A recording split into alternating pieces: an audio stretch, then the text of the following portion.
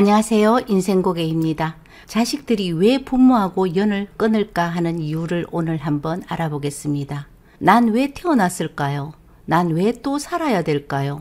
수많은 고민을 하고 다시 살기로 결정한 42살 남자가 있습니다. 7년 전 결혼하면서 전셋집을 구할 때 저하고 맺어진 인연으로 지금까지 알고 지내는 사람입니다. 처음 사무실에 왔을 때 아버지와 같이 왔거든요. 삭수가 노란 놈, 대갈땡이 나빠서 부모 창피는 혼자서 다 시키는 놈, 입에 담지도 못할 말을 계속 퍼붓는 아버지였습니다. 두 분 아버지와 아들 맞으시죠? 제가 옆에서 듣고 있으니까 민망스러워 죽겠어요. 아버님은 아들에게 그렇게 자꾸 거친 말씀만 하시면 나이 들어서 어떡하려고 그래요? 저 자식은 이런 말 들어도 싸요. 이런 말 들어도 괜찮은 자식은 없습니다. 그럼 아버님, 저도 경수 씨에게 마음 편하게 아버님처럼 말해도 되죠? 부모에게 대접 못 받는 자식 다른 사람들도 절대 대접해 주지 않습니다. 저래 말하는 것이 나를 사랑해서 그렇게 말을 한답니다. 괜찮아요. 나 어릴 때부터 맨날 들었던 소리라서 이제는 한쪽 귀로 듣고 한쪽 귀로 흘러보냅니다. 그래서 내 귀가 두 개지 않습니까? 형이 아파트 잔금을 해야 하니까 동생이란 놈이 보태주지도 않고 자기 살 궁리만 하고 있다고 짜증을 내더라고요. 아들은 그러면 아버지가 도와주시면 되겠네요. 한마디 던지면서 앞서 나갔습니다. 이틀 후 아들은 전세 계약을 했고 저에게 부탁을 했습니다. 아버지에게서 전화가 오면은 대출을 받아서 들어간다고 꼭 말해달라는 겁니다. 대출 안 받고 전셋집 마련했는데 이걸 왜 아버지에게 비밀을 해야 되느냐고 했더니 아버지는 형밖에 모르는 사람이다. 형이 잘 살아야 집안이 편안하다. 그래서 나와 여동생에게서 가전 명목으로 받아 챙긴 돈까지 모두 형에게 준다고 했습니다. 형은 아버지가 늙으면 모셔야 되기 때문에 동생들이 잘해야 된다는 말로 차별을 확실하게 두는 아버지라고 했죠. 난 형하고 차별하는 아버지가 싫다고 했습니다. 그런데 5년이 지나고 남자는 대출을 받아서 아파트를 구입했거든요. 아버지와 대면대면하게 살아가는 부자지간이었는데 아버지 앞니 때문에 문제가 생긴 겁니다. 어금니가 빠졌을 때도 아버지는 번듯한 직장에 다니는 큰아들에게는 한마디 말도 못하고 임플란트 비용을 대학 졸업도 못하고 주야로 현장에서 일하는 둘째 아들에게 청구를 했다고 합니다. 300만 원을 주었고 3년이 지난 이번에는 앞니 4개가 몽창 빠져서 임플란트를 해야 된다고 하더랍니다. 처음에는 싫다고 했지만 이 빠진 모습을 보니까 안쓰러워서 또 400만 원을 주었는데 알고 보니 임플란트는 하지 않고 털리를 하고 있더래요. 이유를 알아야 되지 않습니까? 큰아들 차 바꿀 때 계약금으로 돈을 주었답니다. 꼴랑 700만 원 주었다고 유세 떤다며 너도 네 자식 크면 똑같이 당해봐야 부모 말 말지. 아니다. 너처럼 돌땡땡은 죽을 때까지 모를 거다. 그렇게 모진 말을 하더래요. 그 후 명절에도 아내와 아들만 보내고 가지 않았다고 합니다. 때로는 많이 외롭고 돌아갈 집을 스스로 없애고 나니까 너무 슬펐지만 슬픈 만큼 자식에게 공부 못해도 나처럼 성공을 하지 못해도 괜찮다 하며 아이에게 사랑을 주고 마음껏 행복하게 삶을 살아갈 수 있는 울타리로 살아가기로 했답니다. 인생고개 여러분 어떠세요?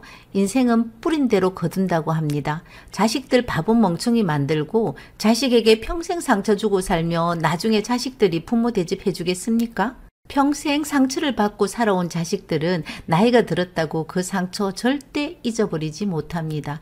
그러니까 자식은 자기 인생 살도록 두고 부모도 자식에게 짐은 되지 말아야죠.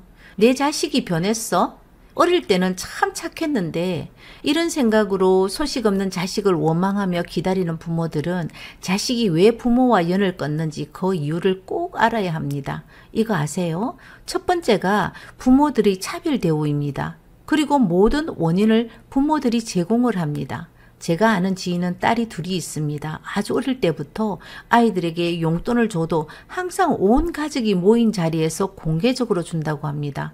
언니와 동생의 용돈이 다르기 때문에 정해진 금액을 제시하고 언니와 동생이 서로 협의하고 합의하면서 나누어 가지라고 했답니다. 현명하지 않나요? 부모가 나눔으로 차별을 받았다고 생각하는 자식은 분명 생길 수 있지만 일정 금액을 앞에 두고 각자의 입장에서 자식들이 현명하게 분배를 한다는 것입니다.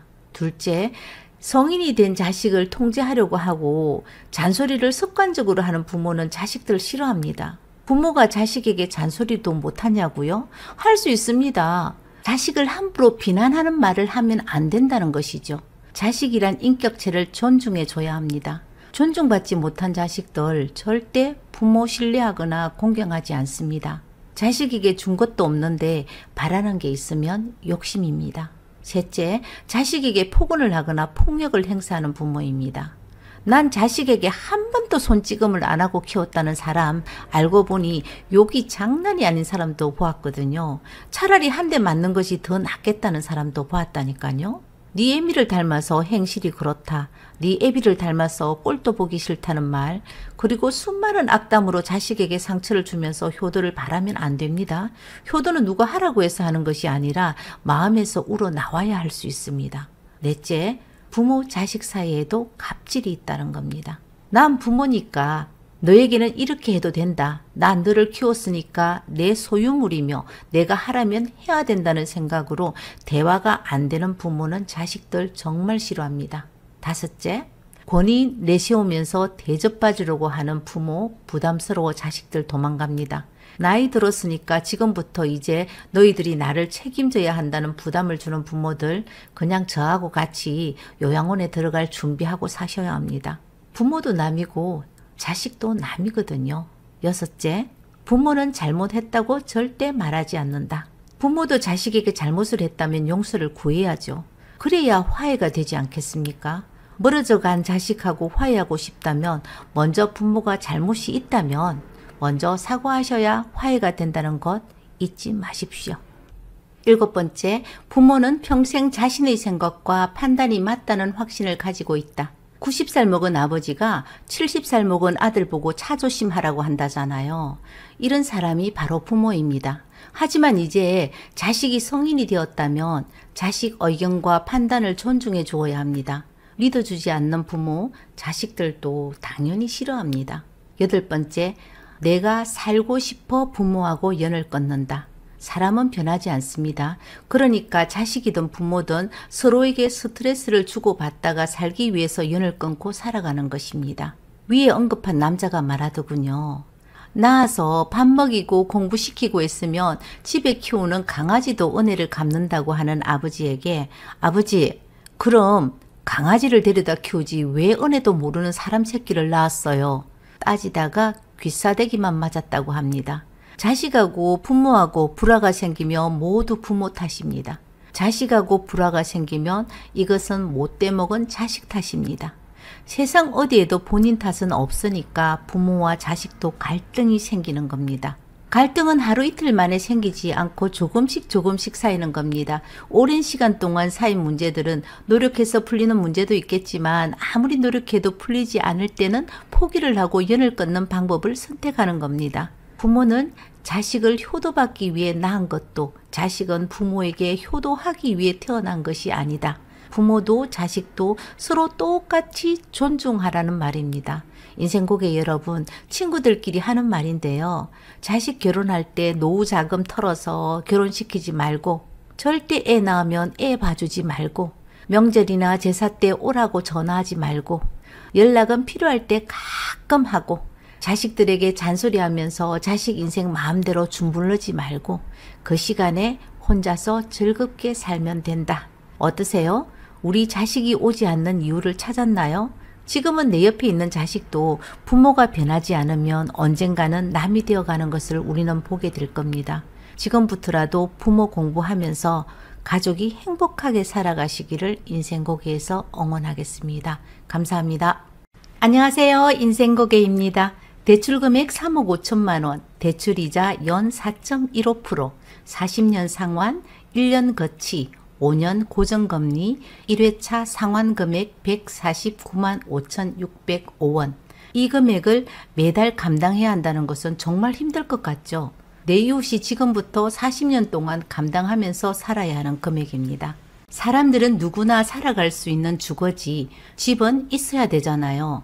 다른 사람 간다고 지게지고 아파트 분양시장으로 달려가서 줍줍으로 담았을 때는 지인에게는 미래를 꿈꾸게 만들었지만 지금 현재는 기존에 살고 있는 집도 팔리지 않고 전세 세입자도 구하지 못해서 엄청난 대출을 받아서 어쩔 수 없이 잔금을 진행하였습니다. 고달픈 삶을 살 수 있는 기회를 자기 스스로 만들었기 때문에 책임 역시 본인이 감당해야 하는 부분이죠.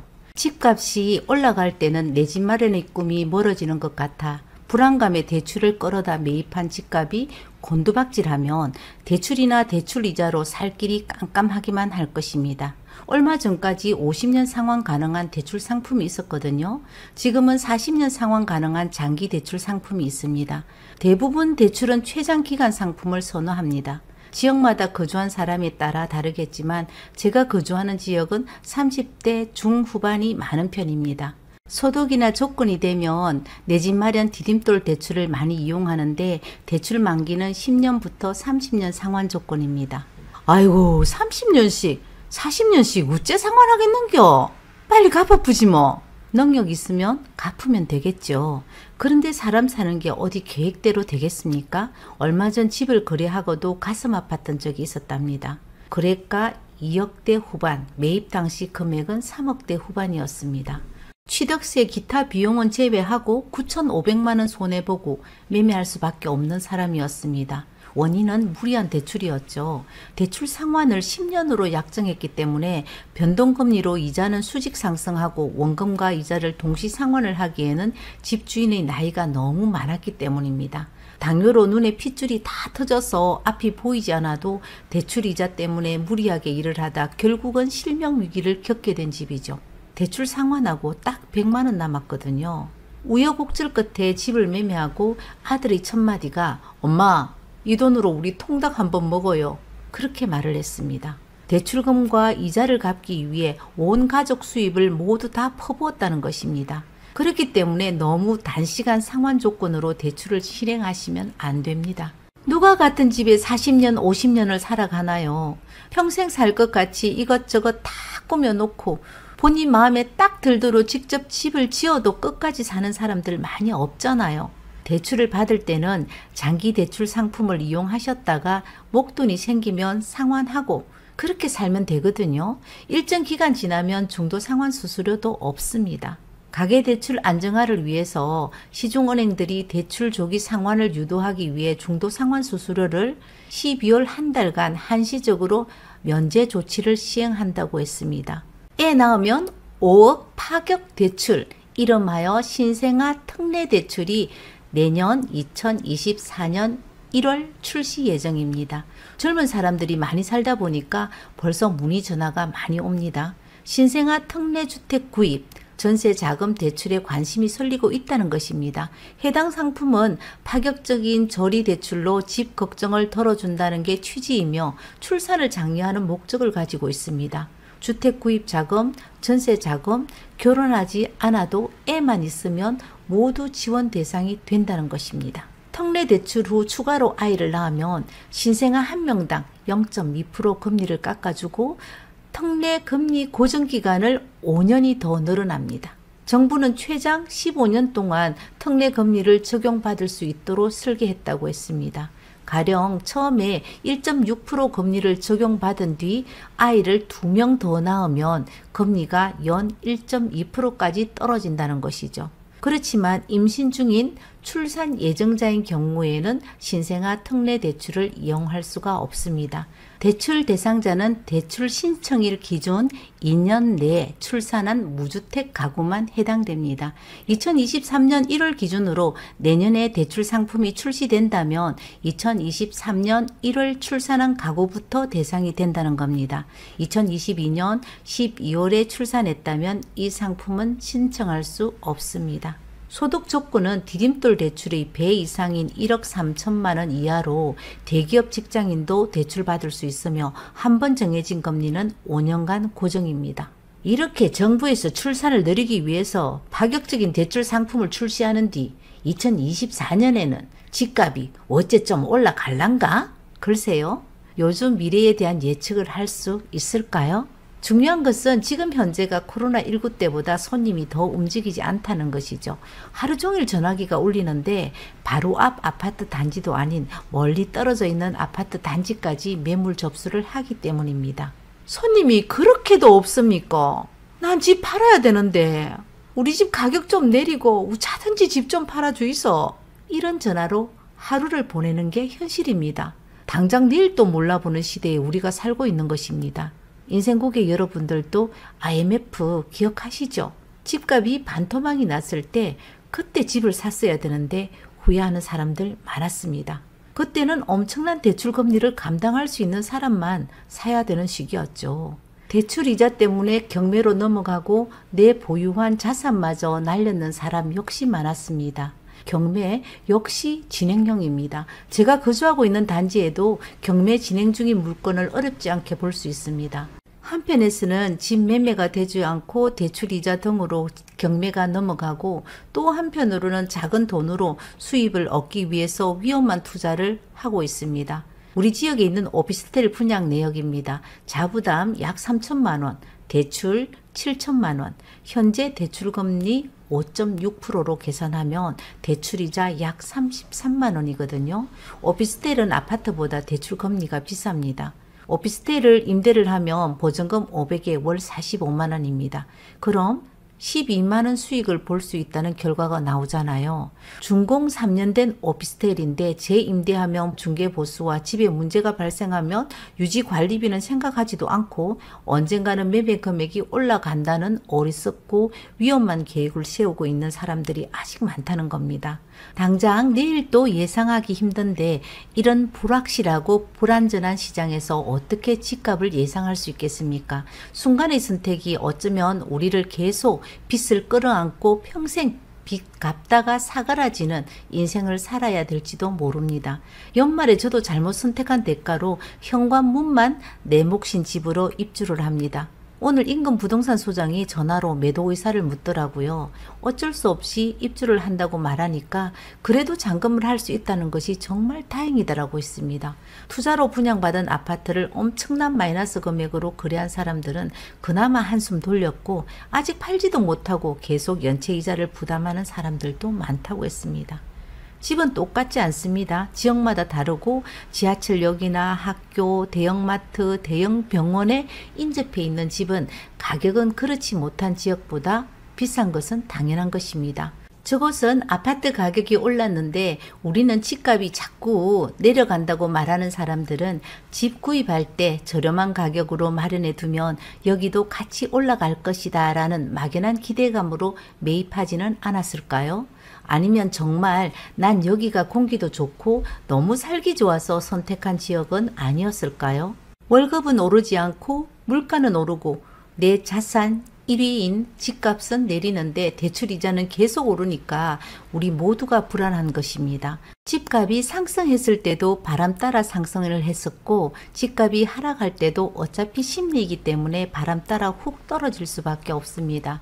우리나라 자산 비중 70%, 80%는 부동산이 차지를 합니다. 일반적인 평범한 사람들은 평생 동안 부동산을 평균 2회 정도 구입을 하는데 첫 번째 구입할 때는 20평대 소형 아파트를 구입했다가 40대, 50대가 되면 큰 평수로 갈아타는 사람들이 많습니다. 다시 부족한 주택 구입 자금을 대출을 이용해서 마련한다면 우리는 은퇴를 하고도 대출을 갚아야 하는 위험한 상황이 발생을 하는 겁니다.